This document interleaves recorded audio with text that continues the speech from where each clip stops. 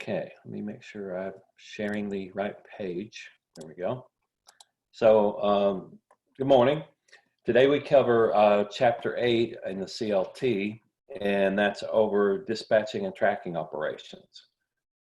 Now, as you grow closer to the end of this textbook, just like in the CLA digital textbook, there is a section in the back that has the glossary terms. And for the CLT, it's only like 5 pages, and there's 80 different terms. I mean, they break it down. So if you're doing a review before you take the exam, this is a good place to start, is in the glossary at the end of chapter 9. The questions, if you know what the terminology is, it's a lot easier for you to do well on that. And so you might want to either print that section out since it's only 5 pages, or write yourself some little flashcards and do it that way. There's even actually a Quizlet that's out there for the CLA and the CLT that already has flashcards.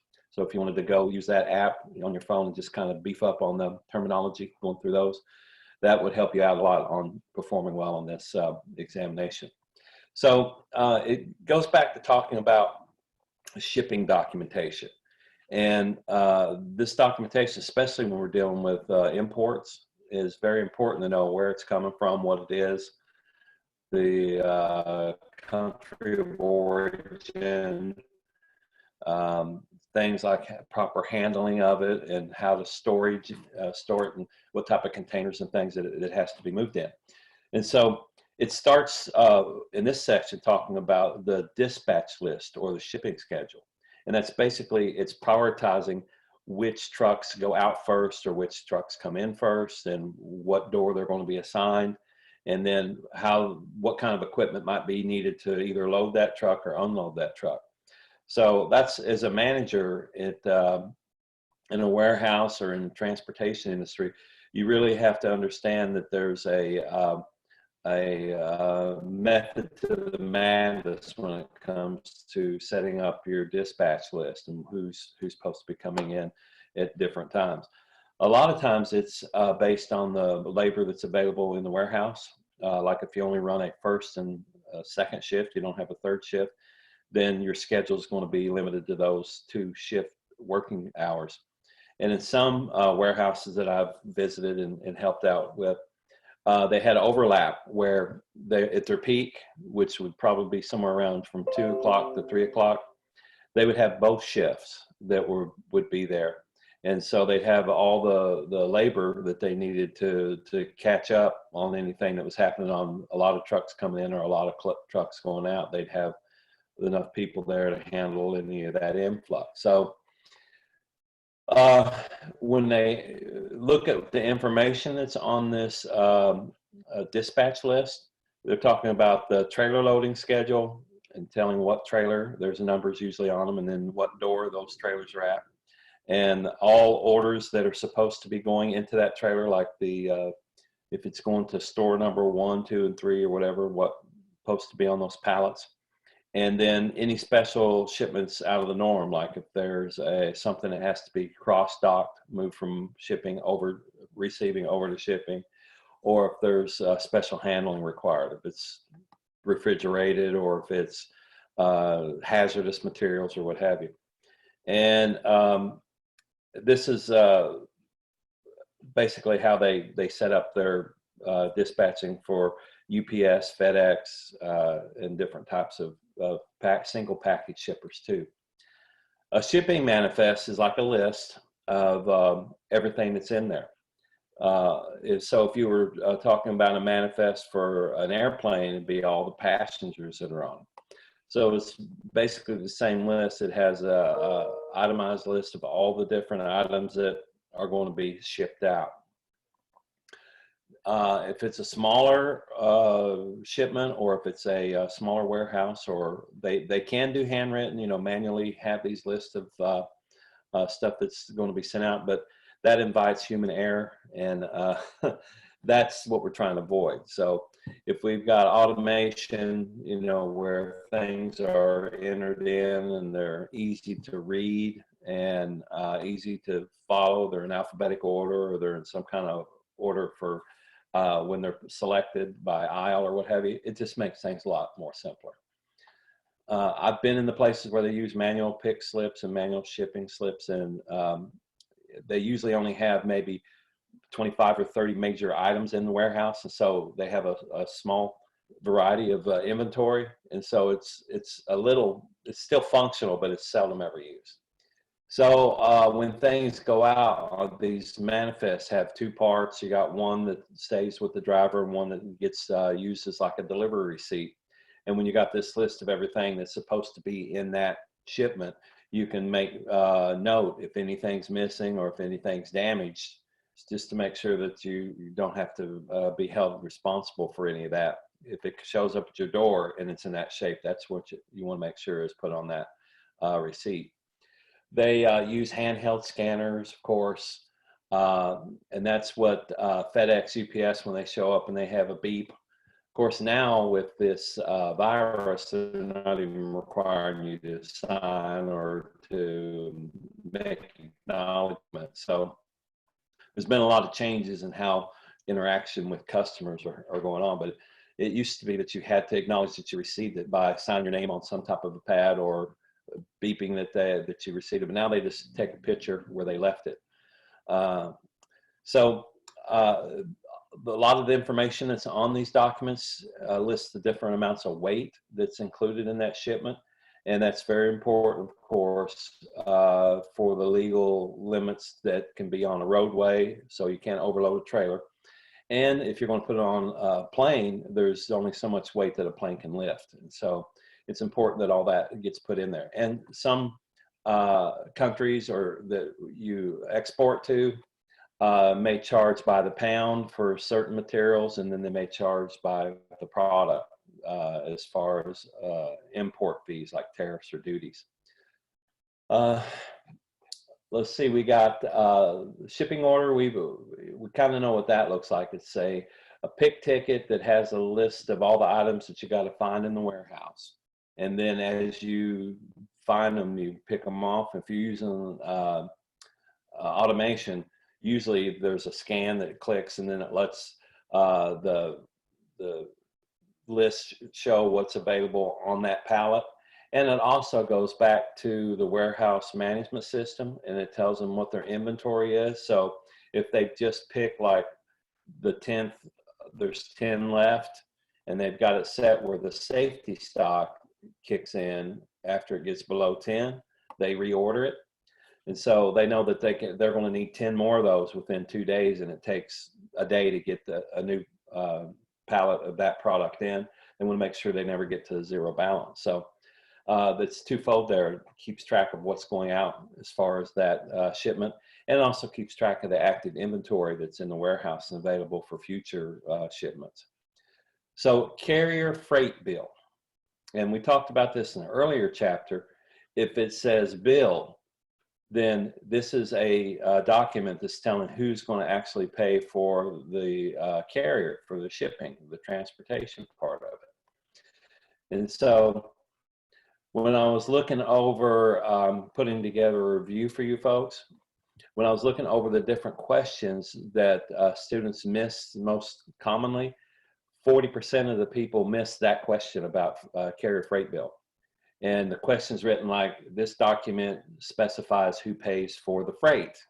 And then they had 3 or 4 different documents on there, like a delivery receipt. You had the bill of landing, and then you had the carrier freight bill. But 40% of the students missed that one. So this one is really simple. If it says bill in it, it's asking to be paid. And so they're asking for the freight to be paid for. Then we've got the delivery receipt. This can really be anything. It can be just a piece of paper that says, you know, 1 each tire. And when you sign, you're saying, I got that tire. And they're usually a copy for the driver or whoever delivered it, and then you keep one too. And it's proof that the delivery occurred. And on that delivery receipt, you're going to list any shortages or any damages. And so This delivery receipt is probably the most common document, and it can have the heading of the company that delivered it to you, and they can have the information that they use on it. But it has very similar information that's on the invoices and the bill of landing. It's very similar, but it can be different based on who the person is that's delivering it. And then you got the bill of landing, and that acknowledges specific goods were put on board that container, and that they actually, and it says here that it went through invoices of at least 2 different types of transportation. And so this one covers the contents of a container that could later become a trailer that's on a semi, or it could become a rail car container, or it could even become part of an air shipment. So this bill of landing makes it a little easier to track something that's going to go through different modes of transportation that we talked about last week.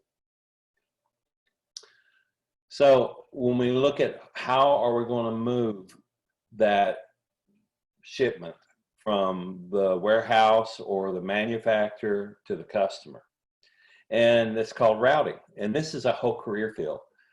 You can get into transportation and do traffic routing. You can come up with different routes that save the company time and money and fuel.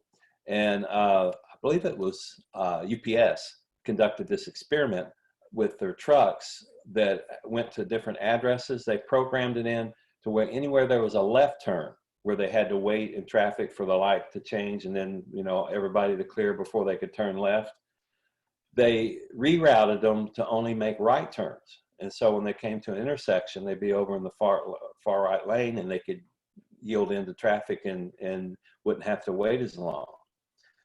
And what they found is that mileage wise, it was about a 3% more miles were put on their equipment. But on use of fuel, where they were sitting and idling, waiting to turn left, and time, the amount of time that they were getting from one point to the delivery point was reduced by 25%. And so that's how important routing is. If you just went with, you know, some type of electronic GPS and said, take me to this address, it would make you wait for all those left turns. And that would be detrimental to fuel use and time. So having professionals that design software and they design routes that can be followed each time they deliver to a certain address, they've taken out a lot of that time and the amount of fuel that's used. So it's talking about factors in the route are distance. So we talked about different forms of transportation last week, and if it's over 300 miles, that's the sweet spot that you should maybe consider rail, because the time that it takes for a truck to drive 300 miles, they're probably going to go through at least 1 or 2 cities that has traffic congestion, and it's probably going to take in excess of 8 hours. So you're going to need 2 drivers, or you'll have to pay that driver to take their required break. And so that's why this key is 300 miles, is a train doesn't have to go through traffic, and it doesn't have to take breaks after it's been in operation for a certain amount of time.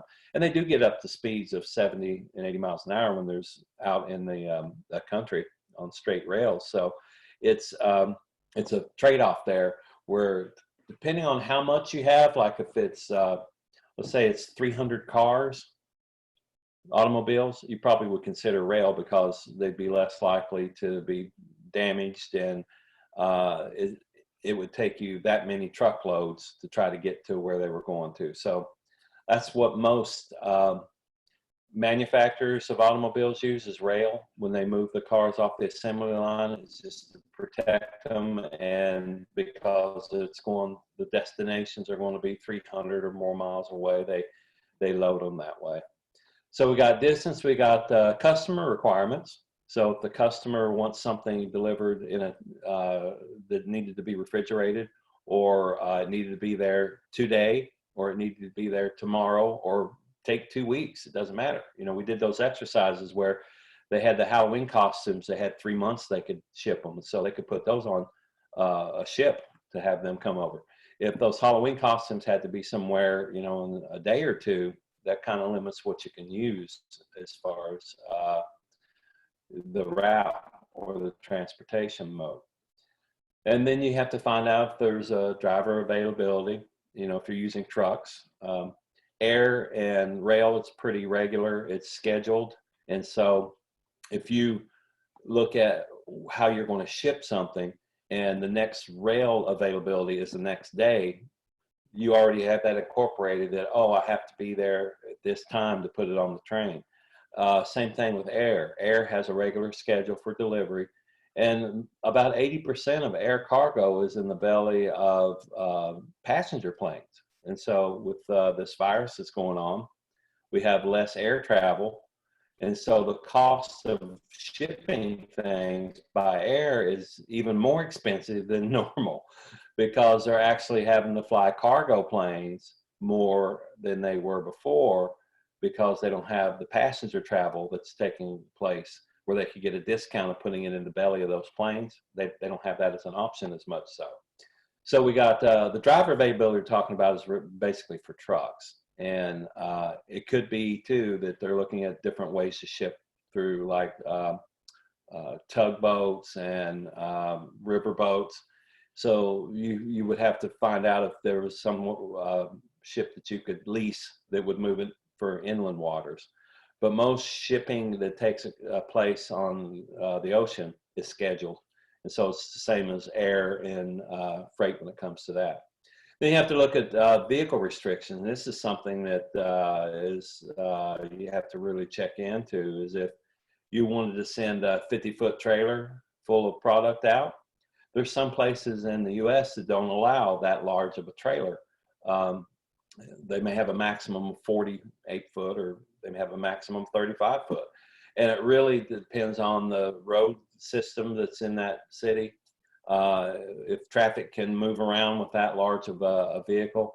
And truck drivers that I've had in my classes talk about what it takes to get a 53-foot trailer in a roundabout. And they say that their front axle of the truck is on the inside curb. The back axle on the trailer is on the outside curb. And so they're basically riding on the inside and outside of that roundabout just to get around it, because they're not built big enough for these larger trucks. So those are things you have to take into consideration, is if you can actually get there. There might be a low-lying bridge, and you may not be able to get it there in a regular semi. It'd have to be put in a smaller truck with more trips. You want to look at highway construction, which there's always something going on 465, and see if there's road closures. Right now, I think 70's closed on the inside 465 loop, so both ways. So if you're trying to take 70, you're going to have to, you know, do a bypass around it to get there. And if you're going to make a couple stops, you know, you're going to use truck, and you're going to find a route where, say, the heavier of the load you want to try to get rid of first. If it's going to be like a loop where they start at a warehouse and they end up back at that warehouse, you could find the first and closest stop and make that your first stop, or you can find the heaviest and getting most of the weight off the truck, so then it uses less fuel and it's easier to move stuff around in the trailer after you get the bulk of the load unloaded. And if it's going to be from multiple days, so if you've got like a coast-to-coast run, again, you may have to have 2 drivers, or you may have to have more than 2 days to get it from one end of the coast to the other. So regulations, everything that has to do with transportation is under DOT, Department of Transportation. The rail has its own regulations, air has its own regulations, and they fall under. But the U.S. Department of Transportation is the main people who set up regulations that cover everything. And there's a national network of roads that are set up for heavy freight. And normally those bypass most urban centers. And that way, if you are moving like fuel or some other hazardous type material, you have these primary roadways that bypass all the large populations. And this is talking about the only time that you can get off of those national network of federal highways is to get food, fuel, rest, repairs, or to deliver. So you can't be joyriding or trying to cut 10 minutes off of your ride by driving through town. You have to have a reason for not being on these bypasses that keep you out of urban centers. So hazardous routing, you're going to see signs that look similar to this. And if you've drove out on the expressway, it'll tell you that no hazardous materials are allowed on whatever the highway is. And so that there's federal highways, but then local and state governments can also tell what kind of restrictions are on roads that are within their regulatory area. And it's really just to guard the high populations that are in cities. And it could be tunnels and narrow streets and alleys that these semi trucks can't get into. And so there's some folks that deliver on bicycle in New York because the roadways are just so congested and so thin. I can remember my time in Europe. I spent 5 years there, and they had on the Autobahn, which is their super highways, 6 or 12 lanes, depending on where you're at, no speed limits. So I was doing like 120 miles an hour for over an hour. I mean, it was just like my car was floating. I was going that fast. And a truck went by me that had 2 trailers behind it. I was doing 120 miles an hour. So depending on what kind of highway structure you're in over there, you could have larger vehicles going at high rates of speed. But when they get to these towns, these huge trucks have to offload, or they break the trailers down where there's only one trailer behind a truck, because the roads are so narrow and the streets and the alleys and everything are so packed that they can't maneuver in the cities. And so they have to put them in smaller pickup trucks or box trucks to get them on into the towns. One of the things that they emphasize here is about cargo management. And this has a picture of a storage yard where either containers have come off of ships or they came off of rail. But they have to have some way to track where did that container go to that just came in from China? What was it? Where is it going to be delivered? And when is the truck or the train going to show up that we load that container on? And so having management where you got maneuverability, you don't have all of these containers stacked up in the wrong place. You want to make sure that once they're offloaded, that they get moved to a different staging area out of the traffic and out of congestion, because there's a high volume. Say if they're unloading a ship that day, they're trying to move 20,000 containers off of that ship, and they can't just set them off the side at the dock. They have to actually have a way. They usually have a rail system or whatever that actually carts those containers away from the ship area and stages them into a storage lot, or some other staging lot where they can further separate them into like trains. If stuff's going to the opposite end of the country or Midwest or whatever, they can kind of put all of those containers on trains that are headed closer to their destination. Or they'll have a bunch of trucks that show up and pick up the containers that are going to take them. If the customers said, I want it picked up at the port by truck, so it comes to me the next day, they could do that too. Or the containers could even be shipped over to the airport, where they would be flown to different places, depending on what the instructions were from the customer. So you have to have, of course,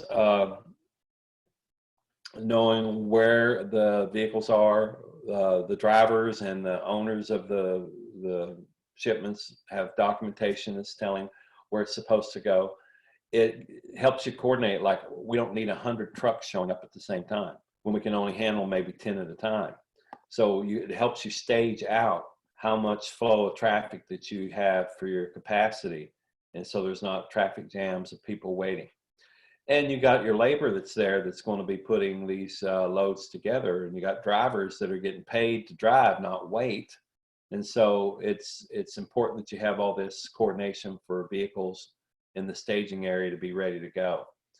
And of course, it talks a lot about the security part of it. You don't want these containers being stolen. You don't want somebody breaking into them, or you don't want to lose track of what was in a container. So all that yard management system goes into effect there.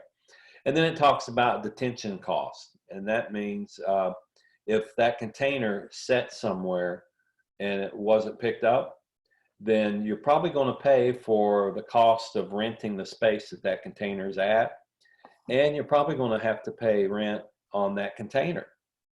So it's the same thing if you had a truck that showed up and picked up a trailer with this container on it, and it had to wait. That whole time that that truck's waiting, every 15 minutes, there's a penalty that's added to cover the cost of the driver, the truck, the fuel, and the loss of time. And so detention is something we try to avoid. That's a delay in time, or it's holding up the use of like a rail car or a trailer or a container. And so having a good management of this traffic that's happening out in the shipping yard reduces those costs. Then it talks a little bit about tracking systems. So inside the warehouse, you have a warehouse management system. And that basically, we talked about, starts with like receiving. Everything gets inventoried, it gets scanned, and then the warehouse software tells the operators where to put that particular product, where there's an open shelf space.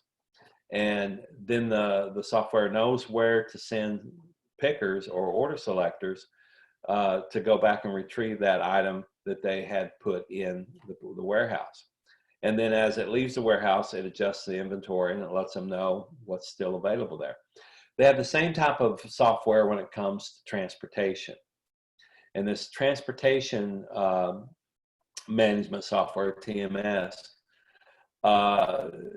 it comes up with a tracking number, just like when you order something online using like Amazon, for an example.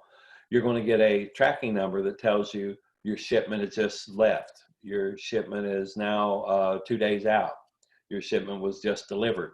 And that same tracking number is linked to the vehicle that it's in, if it's a plane or it's a train or it's a truck or a ship. And I remember I ordered something that they said was going to take 3 weeks to get in.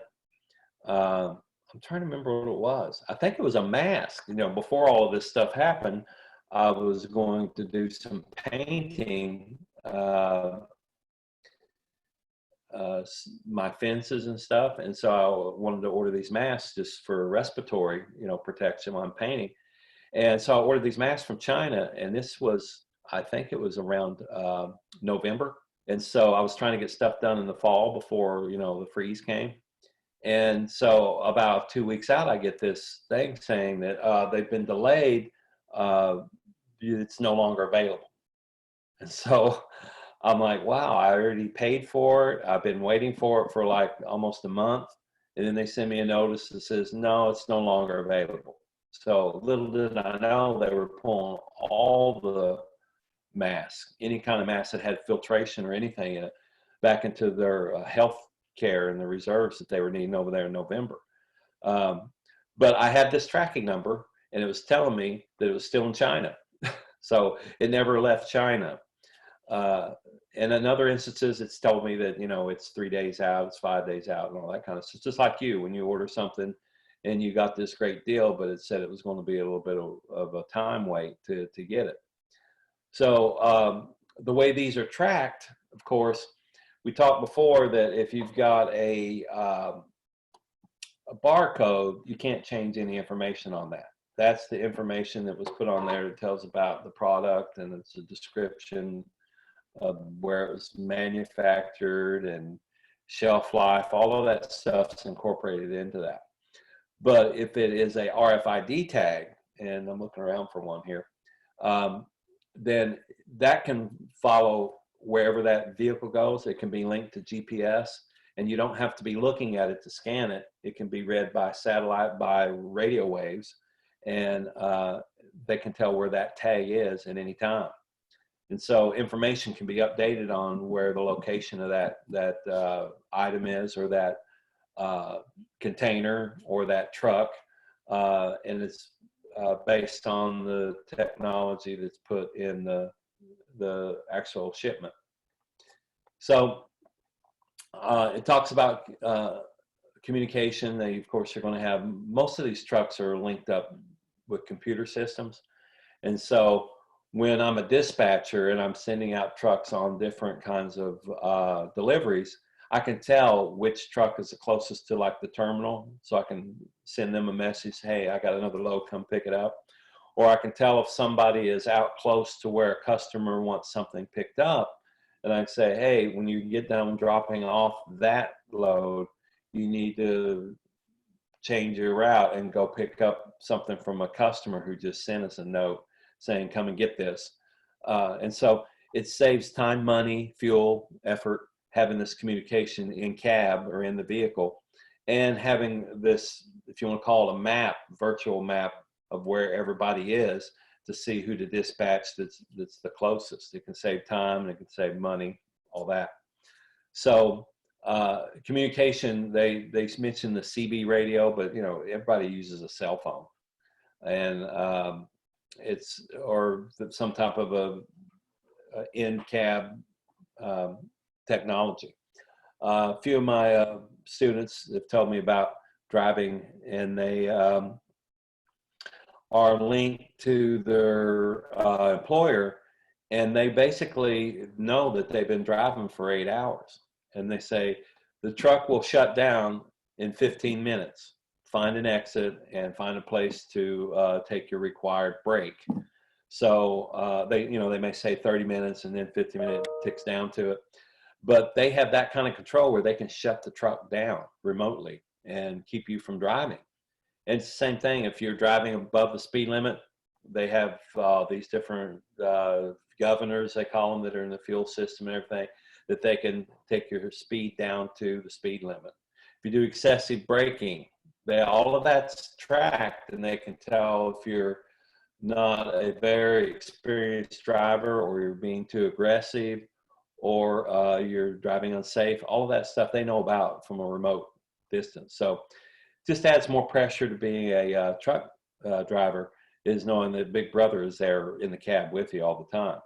But they do tend to pay them pretty well. I mean, it's starting salaries in the 60s, and you can make $100 grand driving a truck. It's no joke. It's some people are talking about driverless vehicles. Your kids might be in that generation to see that. I mean, there's tests going on out in the wide open spaces in Montana, where you got 400 miles and there's no exits. They're trying them out there, but there's still going to be a need for human interaction. And they call it the last mile of delivery. The automation, they don't trust drones and automated vehicles to be in traffic and around homes and around population. So there's, as a career, it's still something that's viable, is what I'm saying, is there are still going to be jobs there generations from now. So it talks about intermodal transportation.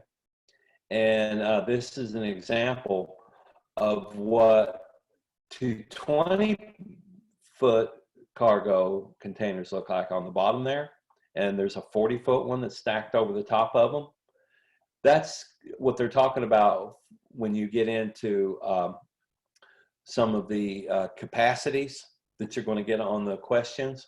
So if you have a 20-foot container, let's say that it holds 3,000 pounds and it's full.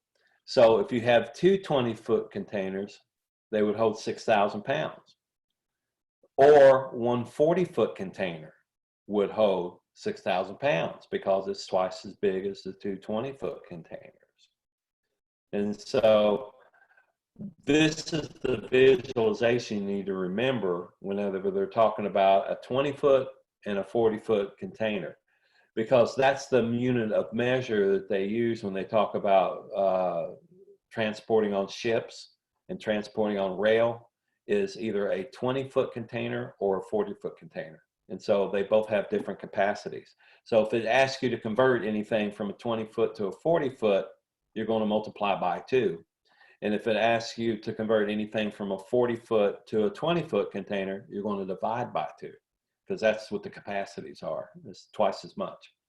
So this intermodal is talking about using, these different modes of transportation to move the same container with the same contents without disturbing it, without unloading it again, without even breaking the seal on it.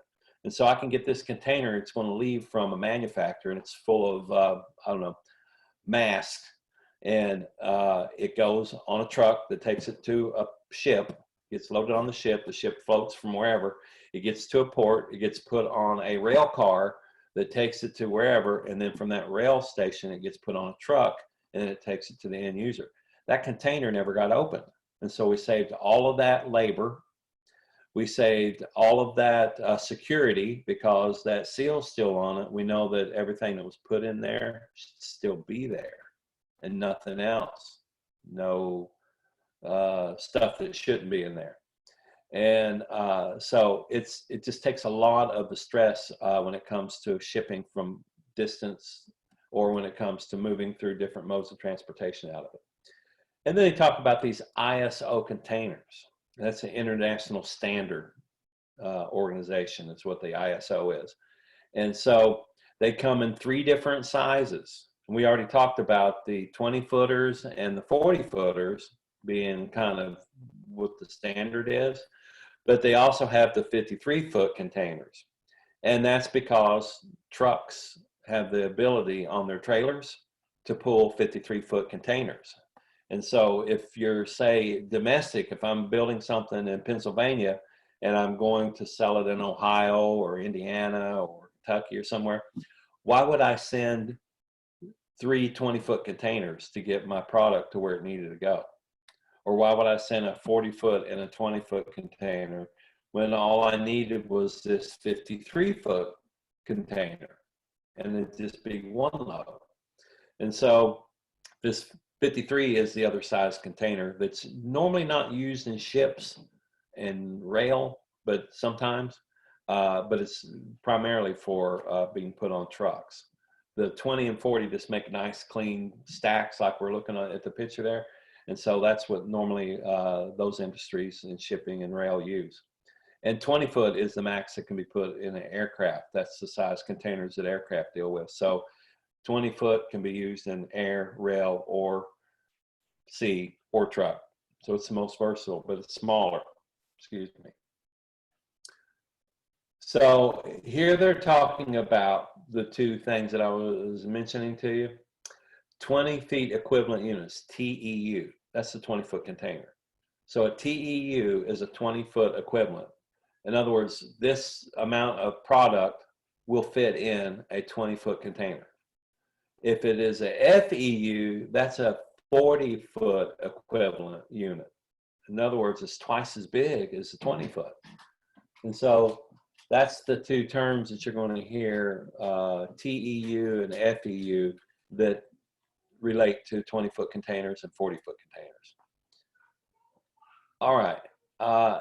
And so this gives that same kind of scenario we went through with 3,000 FEUs, which is a 40-foot, right? Means it could carry, if it is a 20-foot, is that how it started out? Yeah. So if you had 2 3,000 FEUs, that would be the equivalent of 6,000 FEUs, 2 of them. So you could put that into 40-foot containers or 20-foot containers, but it's telling that you're going to multiply it by 2 if you put it in 40-foot containers. Or if you're going to go from 40-foot to 20-foot, there's going to have to be twice as many of the 20-footers. This swamp body, if you look at the picture that it has here, it has the container is setting off of an end of a dock, and then you have this undercarriage that has like legs on it, but notice there's no wheels on it. It's just a basically an undercarriage, a body that connects to a container, and then that container can be stacked. They can lock it down to a rail car, or they can lock it down to a skeleton trailer, something that's a flatbed, or for the most part, a skeleton container can go from a 20-foot long container to a 40 to a 50-foot. And so it's a expandable frame, like a skeleton frame, that these different size containers connect to. But this is primarily used for road and rail. Unaccompanied trailers are semi-trailers that are attached or piggyback to trucks, and they don't necessarily need a driver because they're just going to go up on like a ship, or they're going to go up on a train. And so here's a trailer that doesn't necessarily get assigned to a driver. It's going to be assigned to a ship, or it's going to get assigned to a train, a rail destination. And then this is a pretty cool one. It's called a road railer. And again, you really do need to open up your digital textbook and take a look at some of these pictures so you can make a visual impression of what that term means. But the road railer are semi trucks. This blue truck here is showing that picture. And if you look down at the bottom, they're calling this a boogie, B-O-G-I-E. It's actually two little rail car wheels on each side that hydraulically raise up or lower down. And when they lower down, they raise the wheels up on the truck and on the trailer. And so now it's like a rail car. It's running on rails. And if you've ever been out and seen like repair trucks that are out on the railroads, that's a truck that has wheels, and then they have this heavy duty suspension that's holding up these wheels for the rail car. And when they get on the rails, they just line their tires up, and then they hydraulically lower those wheels that raises up the truck tires, and then they can roll it on. They actually engage the tires actually turn the wheels that are attached to the rail system. And so that's pretty high speed. It lets you move like trailers from the, let's call it a ship port or a rail port. It lets you take that whole semi and trailer and everything and put it on a rail car or on a train and just run it down a rail. And they really don't need experienced drivers, or they really don't need drivers waiting around to move that freight that way, because it's on a rail and it's just going straight. And they just get it out of the way at that port. So they have different types of equipment that handles these intermodal, these trailers and these containers that can be used in air, sea, rail, and on truck. And some of these different types of equipment they're pictured here. This first one is a gantry crane.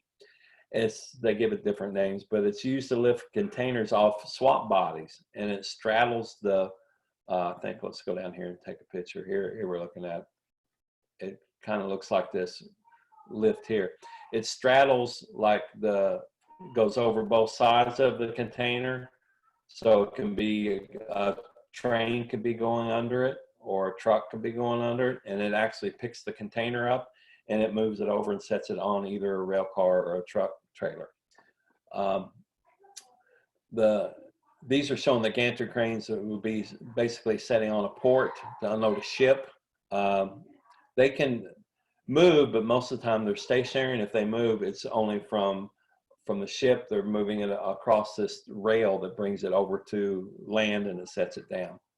So we got the gantry crane, and then we got the grappler lift, and then we got a reach stacker. That's like a super forklift, and it has a lot more stout lift capability, and it could have forks up the end there, or it could have this box that has the chains that actually connect to the containers and pick it up. But they actually do have them that have like 3 big huge forks that would go under a container, set it on top of to stack them.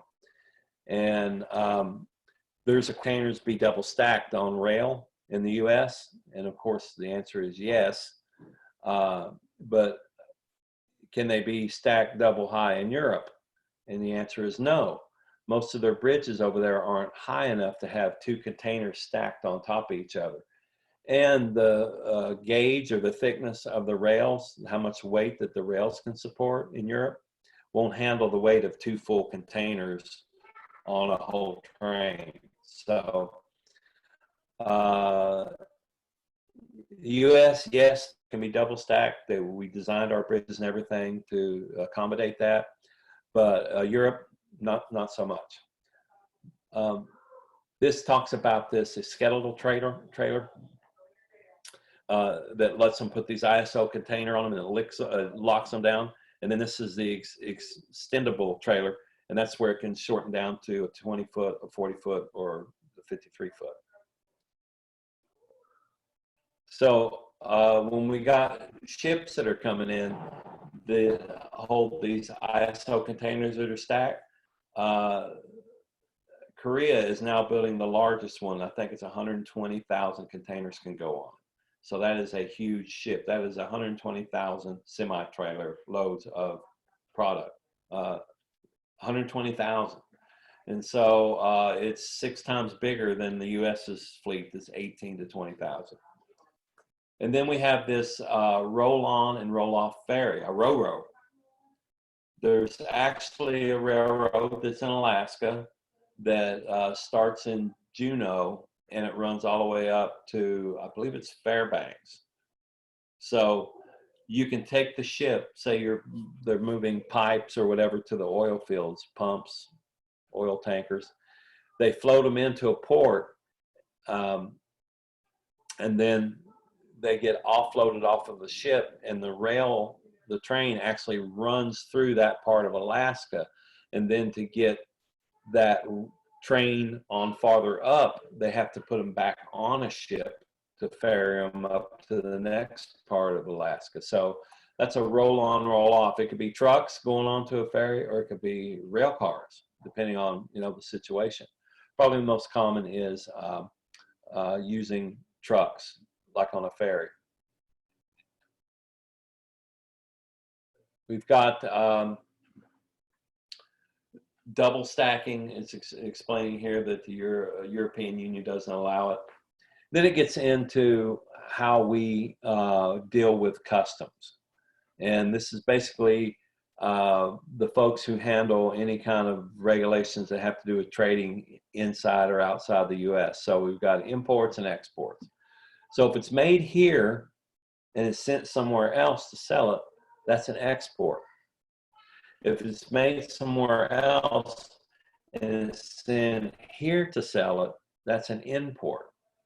And so there's regulations that talk about what kind of stuff can be made and exported to other countries. Like if it's technology that's sensitive to national security, you have to have all kinds of special permissions, and there's different agencies that tell you can sell it or you can't. And it's the same thing. If we're buying something that's sensitive in nature, like technology or weaponry or whatever, and it's coming into the country, then there's different types of permissions that are needed by different agencies for that too. But if it's an export, it's made here and it's sent to another country. If it's an import, it's made in another country and it's sent here. Duties and tariffs, these are taxes that are put on governments to kind of curb the amount of import. If you want to call it a trade war with China. We have a deficit. In other words, China sends us $580 billion more worth of stuff than we send them. And so they want to sell the U.S. consumers all their products, but they don't want to buy U.S. made products. And so our workers' jobs are being lost to China because China has more workers producing things that export than we do. And so there's some dollar signs on how much is exported and imported. and it comes out to about 2 trillion is imported. $2 trillion worth of stuff from all countries is imported each year, and 1.5 trillion is exported. That $500 billion, that 500 billion, is almost specifically China. That's who is basically cheating us without equal trade there. And so a fourth of our economy is being robbed by doing business with folks who don't give us the same advantages in their market. But quotas, that's something completely different. Let's say that we told Japan, hey, you can only make so many Hondas and send them to the US. Then we're going to start charging you a tariff on it or a duty on it. And so Honda says, well, we can sell more than that, or Toyota. So instead of only being able to import, say, 100,000 cars, they come here and make their own cars. So we have Toyotas and Hondas and all the other imports are being built in the US. They don't have to worry about quotas. They don't have to worry about tariffs because they're US companies. They're built here. They're not an import. It's built here. It's a US made car, just like a GM or Ford or whatever. They don't have to abide by any of these export, import tariffs or quotas because they're made in Greensburg, Indiana, or Nashville, Tennessee, or wherever. They are actually made by U.S. labor force in the U.S.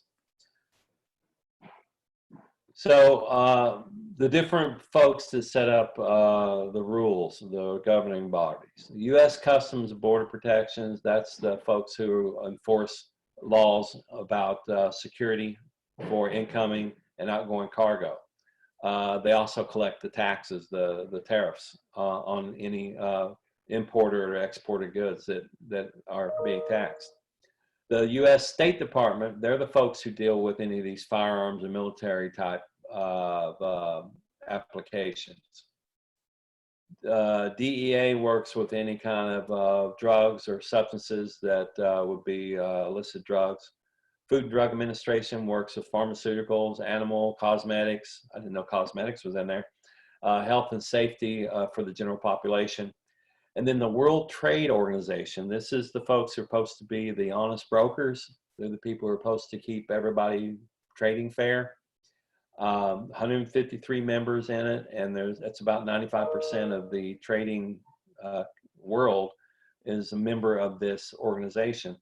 They are who sanction people. They fine them, or they cut out their ability to trade if they do illegal type activities. And so they're supposed to be the honest breaker, like the United Nations of Trade. But there's been, if you read about those folks, there's been some pretty dirty dealings that's happening with that organization. So we talk about trade regulations. There's one here that's talked about the free trade, NAFTA, and it's been superseded now with the Mexican-American-Canadian agreement or something like that. I've got to get that updated in our text here, where NAFTA is going to be voided, and this new agreement between Mexico and the United States and Canada is going to be the new law of the land. We talked before about this Container Security Initiative, the CSI, and that talks about before the container is loaded and leaves its port, it's inventoried and inspected, and it's got video cameras and all this stuff showing it being loaded, and it's got some kind of technology probably that's inside it that tells if it's been tampered with, and then it's got a seal on the outside. Well, if you use that, if you're a member of this security initiative, then you only have to give a heads up like 2 days before, or a day before, or 6 hours before, or 30 minutes before, depending on which mode of transportation you're using to deliver your container. Because we know what's in it, they don't have to go through all the scrutiny and the security that the other containers do that aren't part of that initiative. And this advanced manifest regulation is these electronic inventories or manifests of everything that's in those containers. And so if you're in this initiative, say you make wash machines and you're Mexico, and you keep sending the same number of wash machines, and you've been doing business with the US for 10 years, then there's a good chance that you're a low risk, that you would have be a good partner to have in this container security initiative. And because we know where these wash machines are made and the components and everything, it'd be pretty easy to get this advanced manifest of all, here's 70 wash machines on that truck. So when it's normal trade like that, it takes a lot of the pressure off of customs and homeland security to find that one container who's not part of either of those programs and say, aha, well, let's see what's in this container. And that's where we usually find illicit type things being brought into the country. So we've got a commercial invoice, just like if you bought something, a big item, and they give you a document that shows where, what it is and how much it costs and the description of it and everything. But a commercial invoice, they want to know for international shipments, it has to contain the port of entry, where it came from, how did it get into this country, the currency that was used to pay for it, the country of origin, in other words, who actually made it, and then any of the charges or discounts that were given to make that happen. Normally, the United States doesn't require a license to import, except, a few items that we're trying to keep the trade fair. However, they do require export license for most exporters. So if we're sending precious metals to other countries, you have to have a license telling who you're sending it to, how much you're charging. If we're sending food, grain, corn, we have to keep track of who you're selling it to, how much you're sending them, how often, and all that kind of stuff. So there's a charge associated with that, because you're really taking something from our economy that could be sold here, or could be, U.S. citizens can have the benefit of having that product, and you're sending it to another country. And so these exporters pay a certain fee to be able to have that privilege to sell it outside of the country. The certificate of origin, which they mentioned up here already, this country of origin, this is certifying that this product was actually produced in that country. So it's talking about, it gets a little complicated here, and it's giving an example where more than one country had subcomponents that went into it to create it. So it says the general system preferences set standards for determining the country of origin. Previously, you could have a Chevrolet truck that had 75% of its components assembled in Mexico and 25% assembled in the US, and it was called a US truck. And there's been changes in the regulations that say, no, that's BS. If more than 40% of something is assembled outside of the US, then it's not US made. So they're changing this generalized system of preferences to tell who really does own the majority of this certificate of origin. And it's important because those people would have to have quotas, or they'd have to pay a tariff if it's actually made in Mexico. Of course, they don't, because they're in NAFTA. But let's say if it was from Sweden, or if it was from Germany, and the majority of the vehicle was assembled elsewhere, but it shows up here and we put like a bumper sticker on it, it's not really made in America. And so if you look at the assemblies that are going on, say in Greensburg, those Hondas that are made there, they may send some components from Japan, say their electronic dash, or something that's closely guarded secret by Honda, like their, I don't know, their computers that tell how to operate the engine and everything. Those may come from Japan, but the major components, you know, like the body panels and the suspension, the engine, transmission, all that stuff's made in the U.S. Glass, internal plastic. So probably 90% of it is made in U.S. manufacturing, and 5 or 10% of it comes from Japan. It's copyrighted. They don't want to release any of that secret manufacturing, and so they keep those parts close to home. So the certificate of origin really tells where did this come from, who built it. Talks about you have to have filing papers to bring things through customs. It's so complicated that you actually, part of our supply chain area, are freight forwarders and custom brokers. They know what kind of paperwork goes with what type of product, so much so that they just make life easier for you. So why would I go and study and try to figure out and get certified to be able to export to Africa when I can go to this broker and say, hey, I got this shipment that needs. So there are custom brokers that do that stuff for the paperwork because they're good at it. Then of course you have to have insurance that's saying that you're going to be responsible for any damages that a shipment would cause if it's health hazards or what have you. And that is all, and some countries require more insurance than others just to make sure that you're not sending anything that shouldn't be. But that kind of is in a wrap what chapter 8's about. And I'm taking a breath now. So if we look at the PowerPoint for it, we won't go through them, but it basically is available to you in your resources. It's only 7 slides, and all it does is just list what we went through. It doesn't get any deeper than that. And so that's why I went with the textbook, because there's some important concepts in here, and there's important terms that are going to make life easier for you when it comes to taking this exam. We want to do a quick exercise.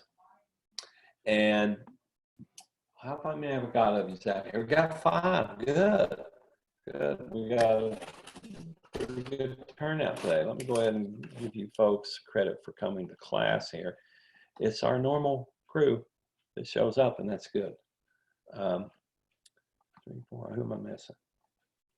Okay. I got everybody, I believe. Yeah.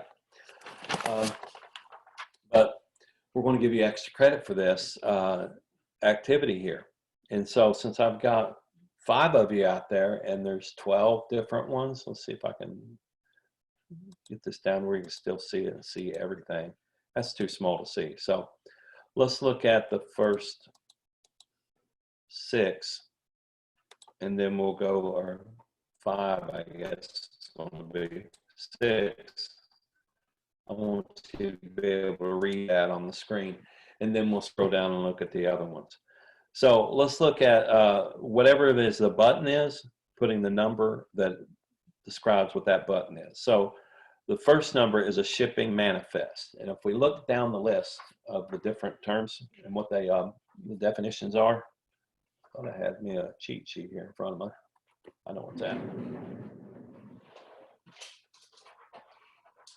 I actually scanned this for you, and I put the answers in there to send to you, so you've got something for a study material to cover chapter 8.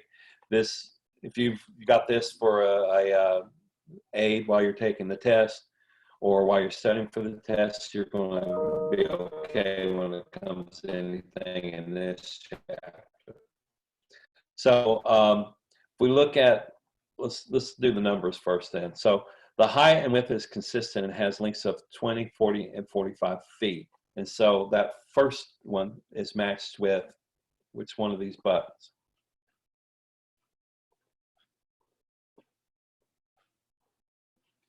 So there's 3 different sizes that are the ISO sizes. ISO container. Remember we talked about that? There's 2 20-footers that are 20-foot equivalents, TEUs, or 40-foot, which is a FTU, or 45-foot. That's the 3 different size containers that are there. That's a typing, that should be 53 feet. Remember, it was 20, 40, and 53. So let me make sure I put that on what I'm sending you, 53. Then we got the second one is a form provided to the government which verifies that the goods were produced within a country. We just went over that. What's that called? Somebody want to step in? A certification of origin. You are correct. Okay, let's look at the third one here, and it says trade agreement between the U.S., Mexico, and Canada. Someone step on that one.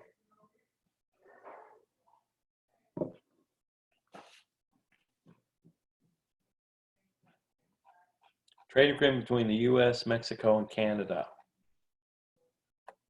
North America Free Trade Agreement, NAFTA. So let's take a look at number 4. Straddles the containers to quickly move trailers between the road and rail vehicles.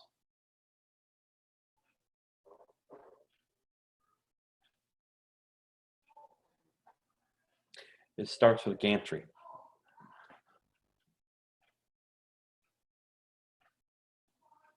I got everybody shy today? Let me unmute everybody, so now you don't even have to worry about unmuting. I just unmuted y'all. Somebody went there and stepped on it.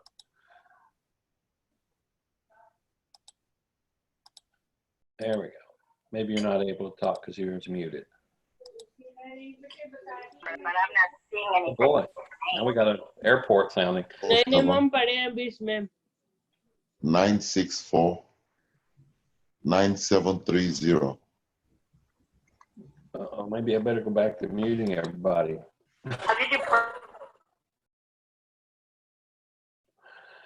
Okay, we're getting somebody's phone number there. Sorry about that. I won't take your time going through this. It seems like you folks have went numb on me in the last hour and 10 minutes. So I'm going to send this document to you so you have a good study aid and you can do this on your own. Okay. Let's take a look at, this is what the key is going to look like for you. There was one on here I thought I might bring to your number 8, the skeletal trailer. Semi-trailer designed to carry ISO containers.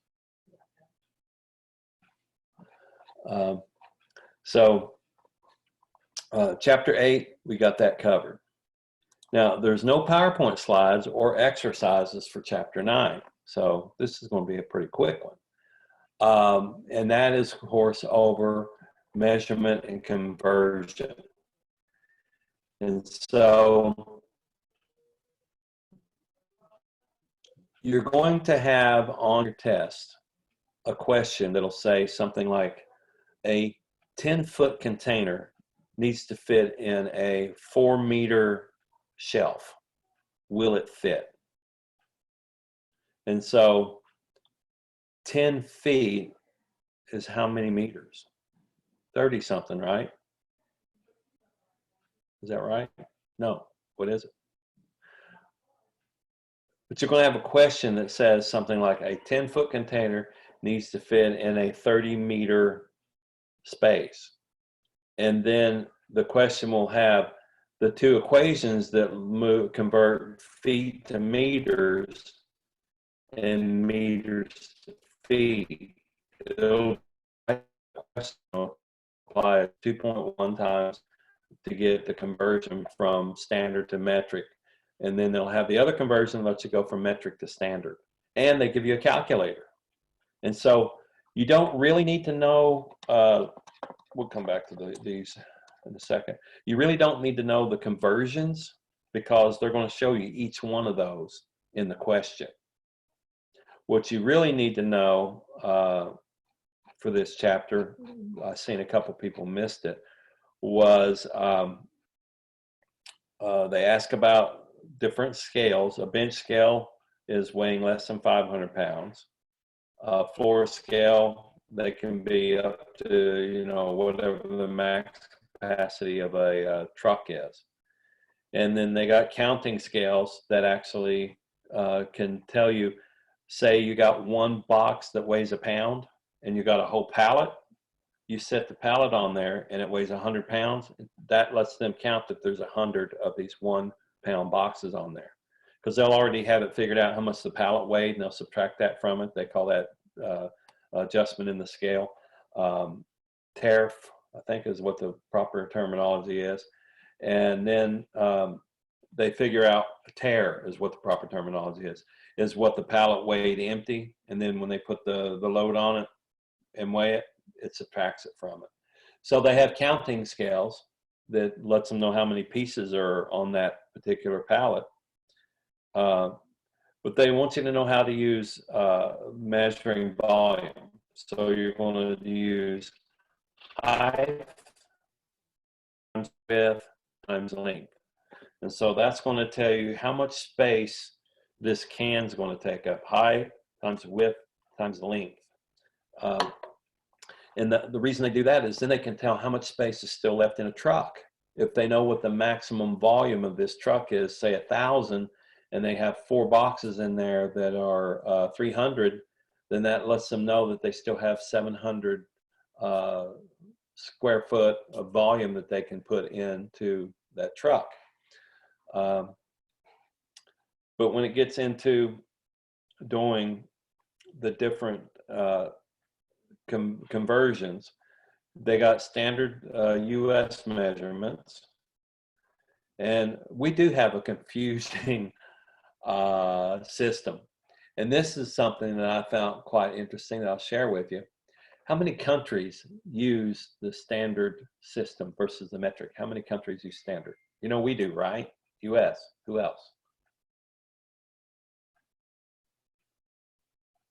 Anybody want to take a guess how many other countries there are that use the same measuring that we do? I have no idea, but Okay, well, you're going to pick this up from today's class then. Let's see if I can get it to come over here. Yeah, here we go. 3 countries on the planet, us and 2 other countries, and this is showing where they are. Here's us, of course, the US. Here's one of the countries. We got Liberia and Myanmar. M-Y-A-N-M-A-R, Myanmar, and Liberia are the only other 2 countries on the planet that use this measurement. So why aren't we using what the rest of the world's using? Anybody want to give me their take on that, why we're not doing that?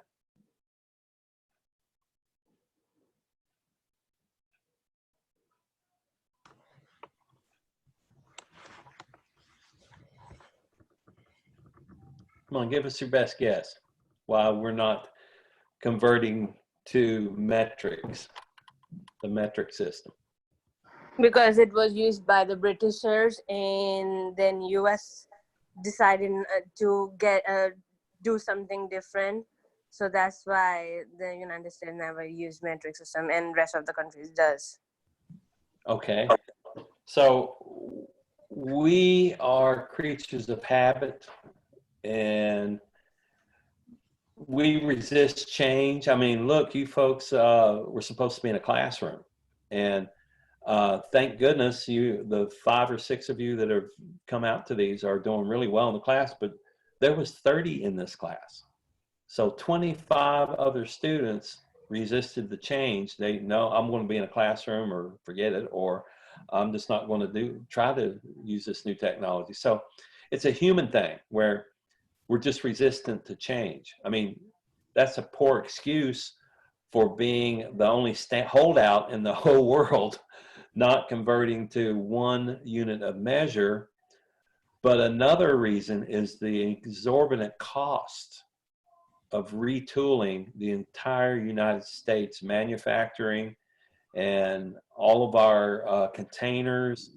I mean, you do see some containers like sodas coming liter and 2 liter. There's milk still comes in a gallon. Why doesn't milk come in liters? When you get a pound of butter, why isn't that in metric? When you get all these different things that all of our tools that we have that are set up for US made products that have these fractions of an inch in sizes. You got half of an inch, half inch, 3/4, 9/16. Whereas all of the metrics just start off with 1, 2, 3, 4, 5, 6, 7, 8, 9, 10. And the bigger the number, the bigger the size bolt or the size wrench that you need. And so it's, the holdout has been that it's the cost of retooling, of changing all of our manufacturing. But really, our manufacturing was so low that this might be a reason now, you know, when we're shut down, we're trying to start our economy back up. This might be the time to actually go in and retool everything to where it's metric, because the savings of not having to work with 2 different rules on what maximums there are, the savings on not having to label everything 2 different ways, the savings on not having to print it, you know, and all of the different, and this one size of tools. I mean, the savings would be phenomenal. So this might be the push that they need to come across. But if you look at folks who understand the metric system, they tried to teach it when I was in high school. I know that we took tests and everything on it, but we were told that we were going to be the last generation that used the standard system, and it didn't happen. And so our country's never made that a #1 national drive to change, but we really do need to, because the rest of the world's not going to come to us. We're going to have to go to them. But if you look at the metric system, everything is in series of tens. It's 1/10 or 100th or 1,000th or 10 times or 100 times or 1,000 times. And so if you look at just the comparison, just for length, we've got inches, feet, yards, and miles. All of these are different names, right? Everything is a meter. It's a millimeter, a meter, or a kilometer. So it just keeps it simple. And if you look at the size, it just adds a 0 each time it gets bigger when you look at the metric system. When you look at hours, you have to multiply inches by 12. That's not easy to remember. You have to multiply feet by 3 to get yards, and that's not easy. You got to multiply yards by 5,600 to get, you know, a mile. So theirs is all in increments of 10. I mean, it's just so simple. It's a thing of beauty once you get this system that's, you know, what you use every day. This has got the square millimeters. When they look at weight, we got ounces, pounds, and tons. They've got grams, kilograms, and megagrams. Everything's a gram. It's just an increment of 10 that you move from. And when you look at weight, we got ounces, pounds, converted back. Volume, this is really ridiculous. Look at all these different names we have for volume. We got fluid ounces, cups, pints, quarts, gallons, barrels, dry pint, dry quart, dry gallon, a peck. What the hell's a peck? A bushel. Cubic feet, cubic yards. When you look over here on the metric side, look how clean this is. It's got milliliters, and the rest are liters, or some increment of 10 that's equal to all these other names and odd sizes and stuff that we have. It's just so much simpler to deal with. It's with the metric system. So we're making the whole world come up with our bogus crap like a peck and a pint, a quart, a gallon, instead of us aligning with them, and it's all increments of 10, and it just makes life easier. But again, when you, even on the temperature, it's crazy. the temperature that Celsius is 100 degrees that it uses from freezing to boiling. That's 100 degrees between the two. We got to start off at 32 just to be crazy for and work our way up from freezing to boiling. But you don't really have to know the metric system, but what you need to know is, what is the question asking? Is it asking, will it fit from a metric size to a standard size? Or will this volume pour into this container? And there's only about 5 or 6 questions on the exam in this chapter. But it's really simple because it has in the question the conversion, just like it's shown over here, where when you're going from meters to inches, you multiply by 0.039. And then when you're going from inches to meters, it'll give you that equation too. It's right there in the problem. And so then it'll have the little screen that has the calculator in it, and you just do 20 meters times 0.039 equal, and it'll tell you how many inches it is. So it gives you all the information you need to enter into the calculator. The only question for you is, which way do I go? Do I go from standard to metric, or do I go from metric to standard? And so if you know, reading the question, which one of those you need to do, then you're going to get the right answer. But it has the exact wrong answer on the questions too. It's all multiple choice. And so one of those answers is going to be done the right way, of course. Then it's going to have you give, the answer will be on there. It'll be the exact wrong answer. So if you were supposed to convert it from metric to standard, and you did it from standard to metric, that answer is in there, but it's the wrong one. So you just really have to figure out which way is it supposed to go to convert it, and that you'll be straight. I over prepared on this one when I took the exam because I have this phobia of not knowing the metric system, but I didn't need to know it because all the questions had the conversion in it.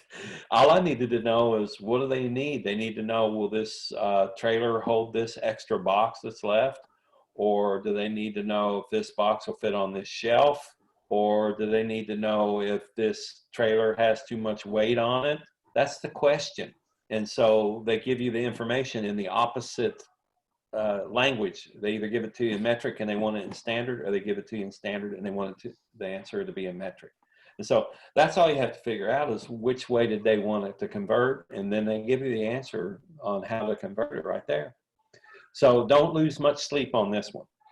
9 few questions, and all of the tools you need, including the calculator, are in each of the questions.